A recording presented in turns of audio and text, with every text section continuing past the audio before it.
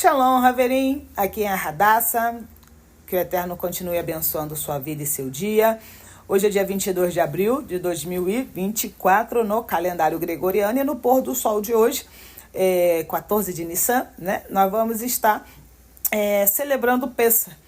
Porém, antes de falar de Pessa, que eu basicamente não quero falar de Pessa, só vou usá-lo como uma referência, em Malachi 3,6 tem uma citação muito interessante, né, que diz o Eterno, né, diz o seguinte: eu, o Senhor, eu, Adonai, eu, Yud-Rei, Vav-Rei, não mudo. E nós, né, vamos colocar sempre nós sempre ouvimos, né, as pessoas dizendo o seguinte: o Senhor não muda, o Senhor não muda, o Senhor não muda. E elas estão corretíssimas, porque o próprio Criador disse que ele não muda.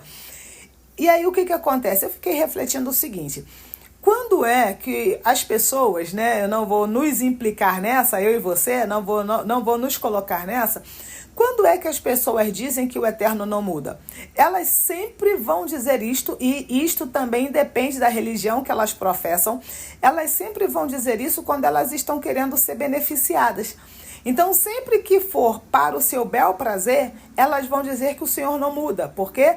Porque elas estão usando de forma inconsciente, tá? Elas estão usando essa passagem para lembrar o Senhor de fazer algo por ela. Então, quando a gente vê a questão do Pessah, por exemplo, e eu não vou mencionar Shabat, entre outras festas, o Eterno diz assim, que ele nos ordena, é uma ordem que ele dá, ele nos ordena a celebrar a festa perpetuamente.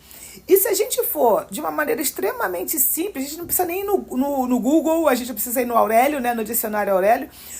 Todo mundo sabe, qualquer criança sabe que perpetuamente é para sempre. Não existe um prazo de conclusão no perpetuamente. Não existe, tá? Não existe um prazo de conclusão nesse perpetuamente. Ou seja, é para sempre.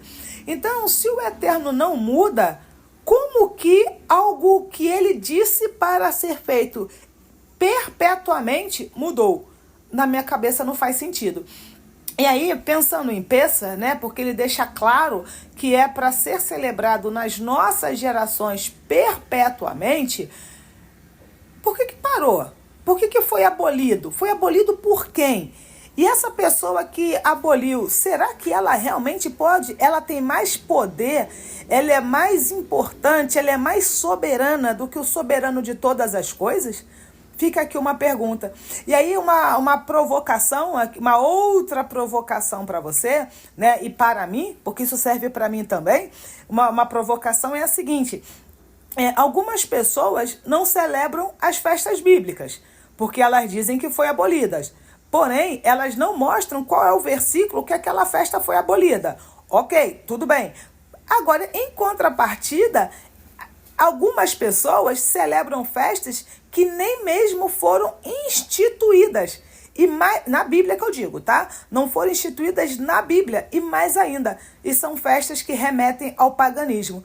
Não é confuso isso? Eu não celebro não é o meu caso. Eu estou aqui só me colocando como um exemplo.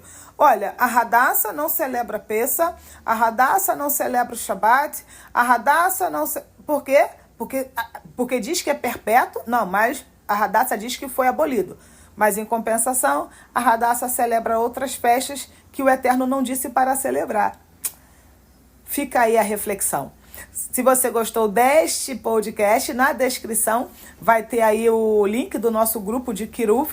Se você quiser aprender mais sobre a palavra e tirar dúvidas com o nosso Rav Davi Shantov, você vai ter na descrição os nossos contatos e será um prazer ter você aqui conosco. Shalom, shalom.